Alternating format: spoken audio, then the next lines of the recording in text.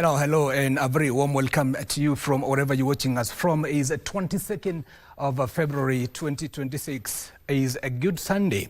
My name is Giverson, Maina, and our sign language interpreter is Byron Abuli. And this is Lunchtime News on KBC Channel 1, coming to live from the broadcasting house in Kenya's capital, Nairobi. So join us for the next 30 minutes for news within and, of course, across the country. And first, we go straight to Kiambu County, where detectives in Kikuyu, Kiambu County, have arrested 3 suspects linked to a string of high-end liquor shop burglaries and recovered a cache of expensive alcoholic drinks believed to have been stolen from various outlets across multiple regions. The suspects were apprehended following a tip-off from members of the public in an operation led by officers from Kikuyu Sub-County Police Headquarters. During the crackdown, detectives also impounded 3 vehicles suspected of being used to ferry the stolen goods. Kikuyu Deputy County Commissioner Charles Laboso confirmed that the suspects are being held at Kikuyu Police Station as investigations continue. The robberies were carried out in Kajiado, Rongai, 5 robberies. In Nairobi, we've recorded 12, and Kiambu we've recorded 13. They have been using very crude weapons to break into liquor stores, and they have not spared even music equipment. Actually, the recovery is here. You can see behind us, worth about 3 million. Now, from that, Anglican Archbishop Sapit has called on the Independent Electoral and Boundaries Commission KBC to take strong measures to control violence fueled by early campaigns. Now, Sapit says it's the Commission's responsibility to control politicians accused of using youths to cause chaos. Speaking on the political situation in the country after a church service at St. Crispina's Church in Bungoma, Sapit expressed his concerns about the increase in political intolerance, warning that violence has no place in the democratic process. The bishop emphasized that when campaigning, time comes, it should be about policy discussions and not acts of violence. He also urged politicians to be good role models to their followers and avoid using criminals against their opponents. He noted that elections are just a phase and should not be used to undermine a peace that is key to social and economic stability.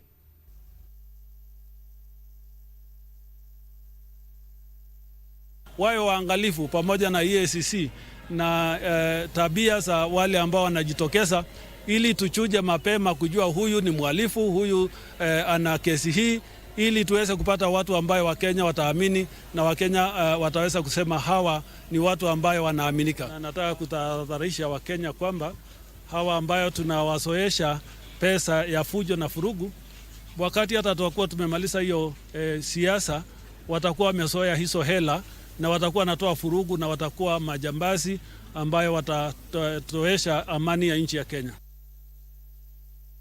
Now, on to matters politics, Luhya Council of Elders has called on the National Cohesion and Integration Commission to take action against political leaders spewing ethnic hate in the run-up to the general elections. The elders who spoke in Trans Nzoia County warned that the chaos and violence witnessed in political meetings by goons are posing a threat to the stability of the nation. Take a look. Speaking in Kitale, the Luhya community elders expressed concerns over political chaos in Trans Nzoia and other counties across the country, accusing the political class of being behind it. We call upon the politicians in Trans Nzoia County and the entire country to respect the Constitution and stop sponsoring goons. Led by their chairperson, Christopher Makoha, the elders are calling on the National Cohesion and Integration Commission to crack the whip. We call upon politicians in Trans Nzoia to stop warning others not to step in Trans Nzoia. All people are free to come out and to come in Trans Nzoia as long as they are peace-loving people. Wana Trans Nzoia communities wale wanaishi hapa kwamba hapa ndio kwao. Sisi hatuna haja ya kumfukuza mtu yeyote. In Kisii County, leaders from the United Democratic Alliance, led by MP for South Mogirango Silvanus Osoro, criticized the opposition over what they termed as empty rhetoric, challenging them to publicly table their agenda. Tumechoka na slogan. Politics of sloganism. Haina mahana. You cannot have slogans every time. Ambia watu mtawafanyia nini? Hii maneno ya kutuambia sijui 1 term, 2 terms, sijui nini, it's useless. Hata huyu mama kwa hapa ajui ni nini mnaongea. Ambia hao watu vile solution ya maji, solution ya barabara, solution ya uwanja wa ndege. In Kajiado, a section of Orange Democratic Movement leaders, led by Kajiado County Deputy Governor Martin Mushisho, who is eyeing the governorship after serving 2 terms as deputy, the leaders say the vast county should remain under ODM leadership. Kama nafasi ya ugavana itaenda kwa gavana wa Narok kwa sababu ni UDA, kama itaenda kwa gavana Lelelit kwa sababu ni wa UDA kule Samburu, hapa Kajiado ni ya chama cha ODM.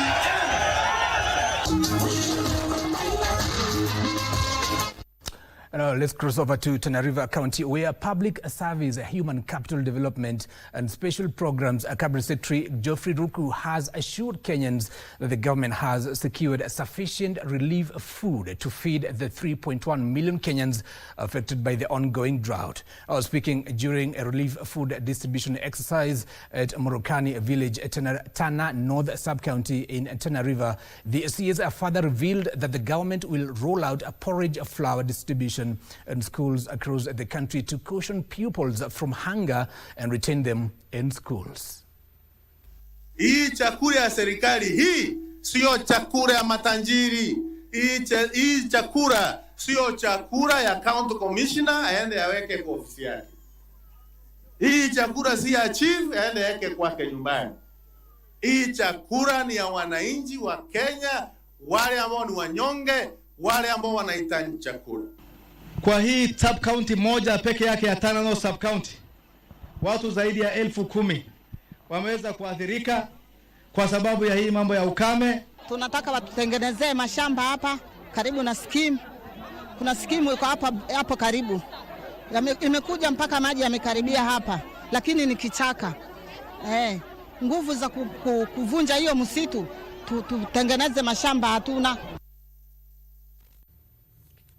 Now from Tana River, we take you straight to Nakuru County, where residents of Turi Ward in Molo Sub-County have now better access to law enforcers after the government opened a new police station and deployed an OCS and police officers to operationalize the station and boost security in the area.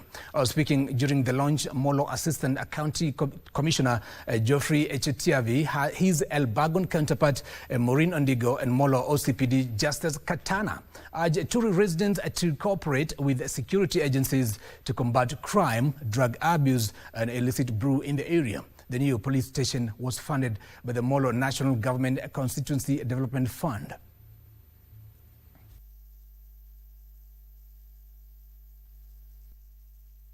Kuna mahali wananchi hawapeani habari, wanaficha sana.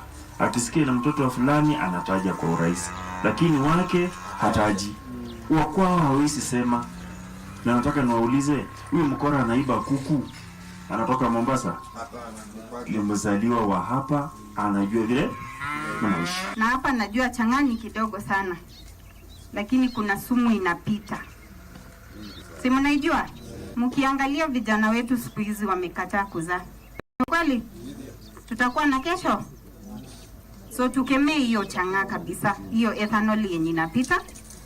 Na ndio maana tumeongezewa another officer. Hapo awali serikali ilikuwa iko mbali na wao. Walipokuwa wakitaka kuhudumiwa na chief, walikuwa wanateremka kule Turi.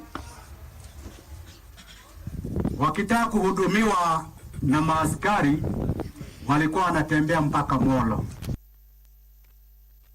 Now from Molo, we take you to Trans Nzoia County, where residents living in a Capcoy area along the borders of Trans Nzoia County and Kakamega County have accused the two county governments of neglect and discrimination in the region's development agenda. The community noted that despite Capcoy being situated at the intersection of three counties, including Uasin Gishu County, the region remains largely underdeveloped and overlooked in both development planning and employment opportunities. They are now calling for urgent affirmative action from the concerned county administrations to address what they term as systematic neglect and to uplift the living standards of residents. Hali ya umaskini katika sehemu hii ni ya hali ya juu, na katika hali hiyo ya kuwa umaskini huko juu umechangia kuwa watu wengi ambao ni vijana ambao serikali taifa inategemea, wengine wao wameenda katika hali ya kujiunga katika kutumia mihadarati na ulevi wa kupindukia. Our community is a bit behind when it comes to economic empowerment and even matters health, matters education. A section of Githunguri residents have objected to a move to construct a modern market by the government in a piece of land set aside for the construction of a level 3 hospital by the area community. Now led by Peris Njeri and Dennis Oyunge, the residents claim that there has been a plot by unknown individuals in the national government to seize the piece of land and that the government has held unlawful public participation in the area. We are missing hospital. Yes. Hospital helps everybody, even the marketeer. You carry your goods, you fall, you need the market. You cannot fall and go to the market to treat you. We want hospital and hospital alone. Hii ground has to remain for a hospital. Hatukatai soko, lakini soko iende airways. In this plot of land, it was allocated a level 3 hospital which was to be upgraded to level 4 by Her Excellency Wavinya Tete herself. And it is not good to get all this confusion that some people are coming here to introduce a market which is not very important. And now that story takes us to a short commercial break. Don't go too far, there's still so much more coming your way. Stay with us.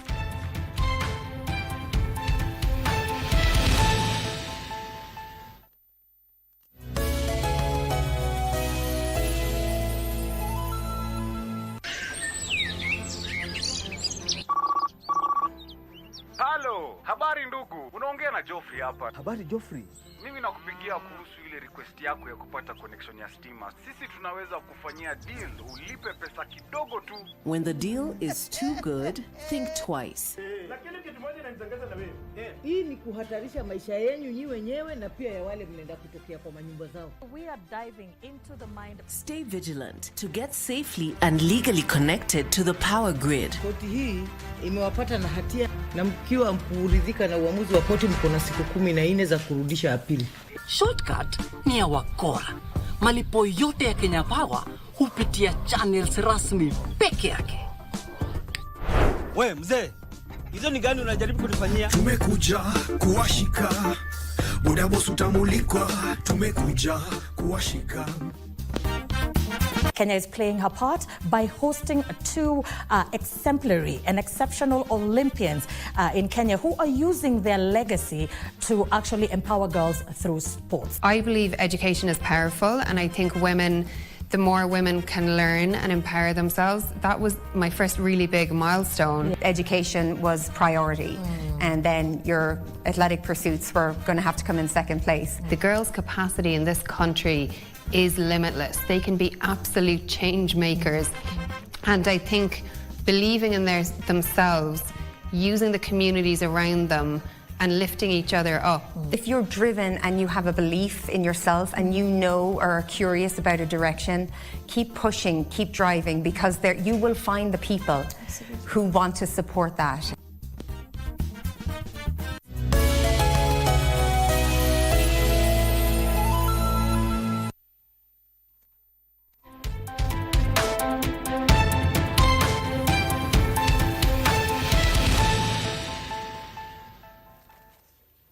Now, welcome back. You're watching Lunchtime News on KBC Channel 1.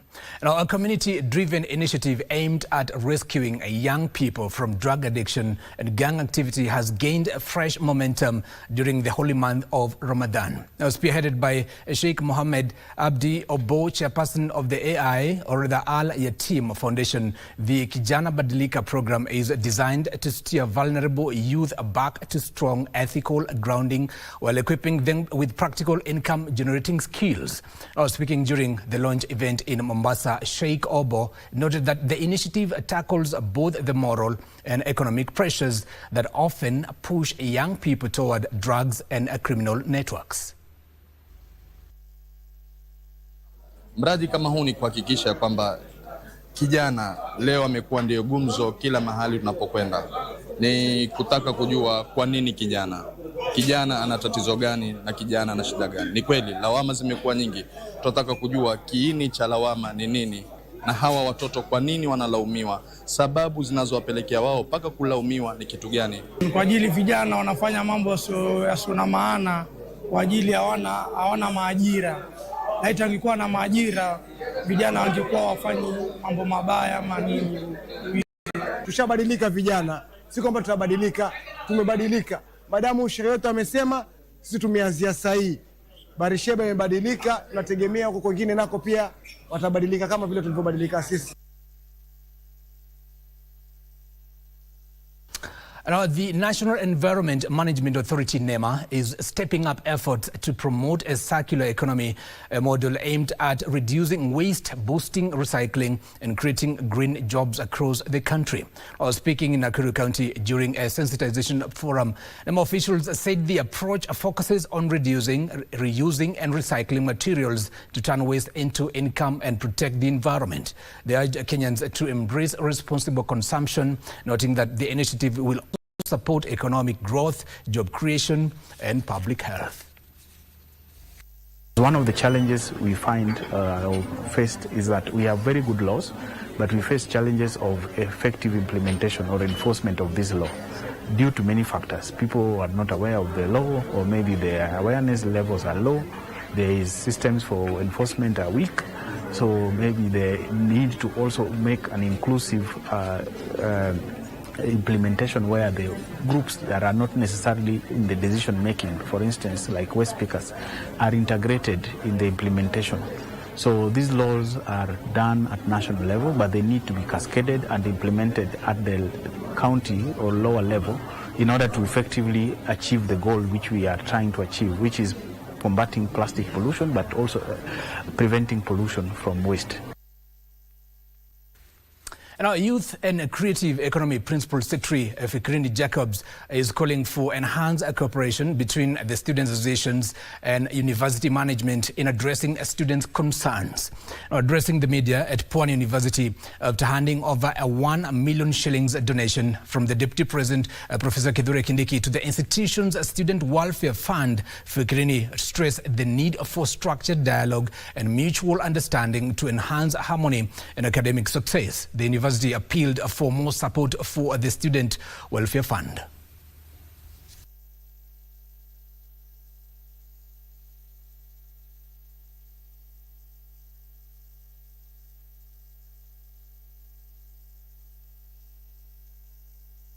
Students' organizations are there to complement the work of management. Other than being students first and foremost, they also help the management, try to prescribe solutions to some of the challenges the students, considering a lot of generational changes right now. The welfare kitty that His Excellency the Deputy President, through the PS, has brought to us will enable the students be having all that is required in terms of their welfare, so that they can now focus on the academic work for which they came here for. And now from Mombasa straight to Kakamega County, where the director of Friends United Meeting in Africa, John Muhanji, has launched a new book that encourages Quakers to understand their faith based on the African experience. Now, during the launch in Kakamega County, Muhanji said the book, rooted in Africa and reimagined, encourages a positive change by offering practical ideas on spiritual growth and leadership development in church. Now, he added that the early missionaries helped spread Christianity in Africa, but they sometimes taught it without fully considering African culture and realities. The book is unearthing some of those things, but does not live within it. It moves to the next step of contextualizing our Quakerism into African context. In other words, trying to get out of the blame to the solution. It's been very, very hard for us to, spread the gospel because we were taking it as the Americans. But now it is contextualized in our own African. We need to begin to ask ourselves, what is our destiny as a nation? What can drive us into the destiny that is prosperous, that's peaceful, that's cohesive? That is destiny that is encompassing, that is allowing everybody to take part.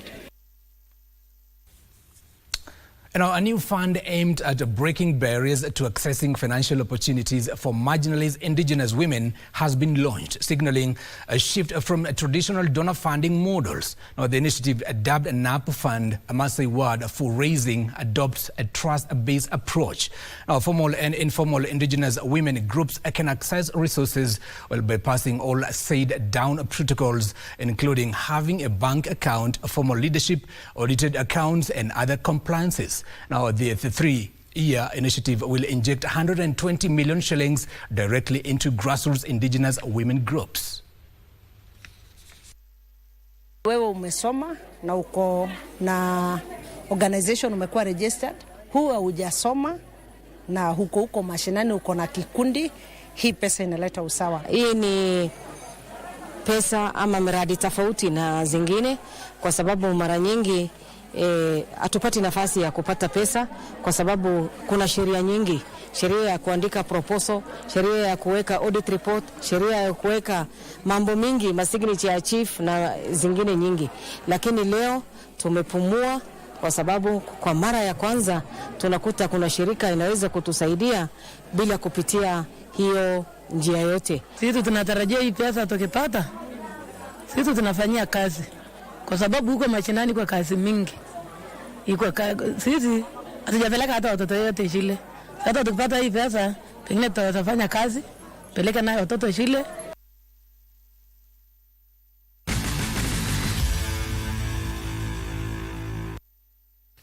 Now let's get sporty for a moment. Gor Mahia will move 6 points clear of AFC Leopards at the top of the FKF Premier League table if they collect maximum points against KCB today. Gor sit at the top of the table on 43 points and face KCB, who are 8th on 29 points. Take a look. 6s and 8s here. AFC Leopards narrowly beat Posta Rangers 2-1 yesterday to reduce Gor Mahia's lead at the top of the table to just 3 points. But Gor could restore their 6-point margin if they beat KCB today. Oh, it's a low one, comes to the captain. He had a good angle, but he sneaks it past the goalkeeper. And the captain himself. Kogalo have won 13 matches, drawn 4 and lost 3 of the 20 matches they have played so far this season, scoring 33 goals and conceding 14 times. Dakika 30 ya mchezo, Bandari bila, Kogalo bila. Anapata mali Sharif Musa Sirengo Ramadhan. Sharif! KCB have not had their best season, winning just 8 matches, drawing 5 and losing 7 of the 20 games they have played, but have an average of conceding once for every goal they score. Champions Kenya Police are also in action today, playing APS Bomet. Police, who won the title last season, have just won 7 games this season, scoring 16 goals and conceding 14 times. Their task is even harder playing Bomet, who are sitting just above the bottom 2 and who are in danger of the axe at the end of the season. Mara Sugar and Ulinzi Stars will meet in the third game of the day. Mara Sugar and Ulinzi Stars have an almost similar record this season, both winning 4 matches. Mara are 13th, Ulinzi 15th, separated by just 3 points. Mlisema sifungi. Nimejaa kwenye mfumo wake John Mark. Makwat. And as you know, Magical Kenya Opens is ongoing in Karen, Nairobi. And our very own Daniel Ohome earlier spoke to Kenya Tourism Board CEO June Chepkemoi. And here he filed the following story.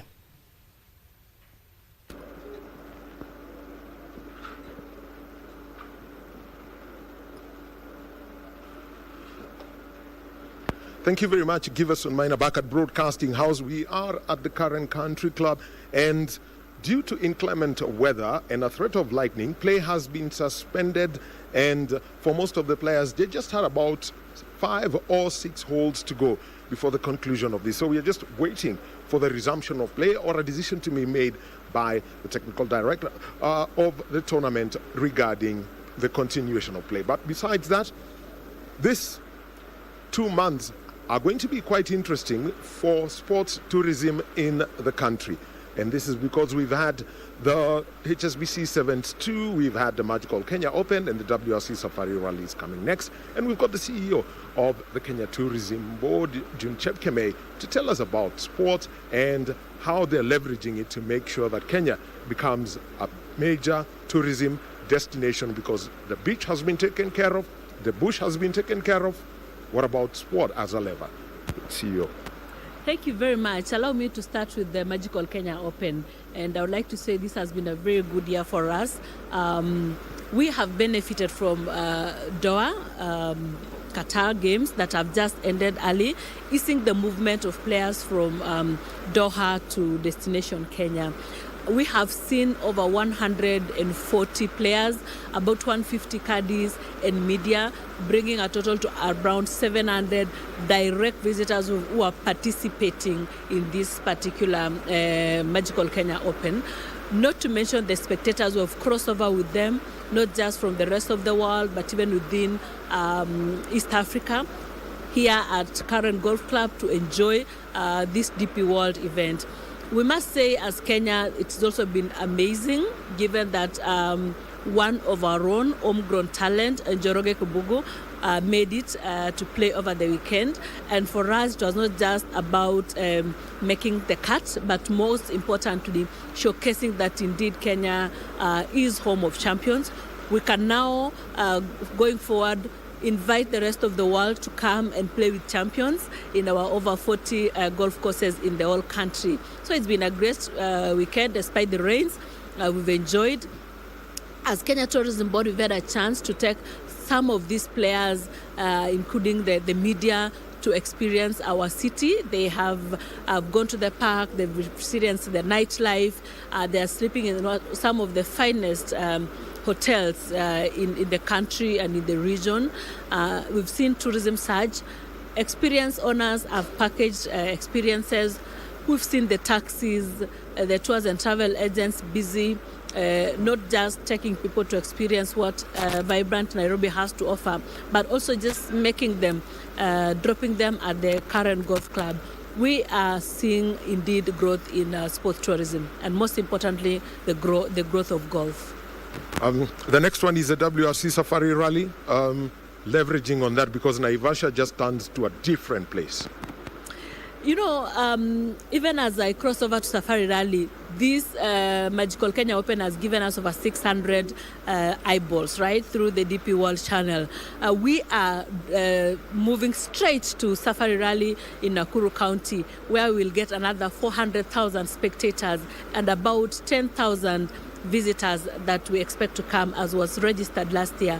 That number is likely to grow. We've seen pressure from the region for sports enthusiasts, sports lovers, sports tourists crossing over the borders to just come and enjoy.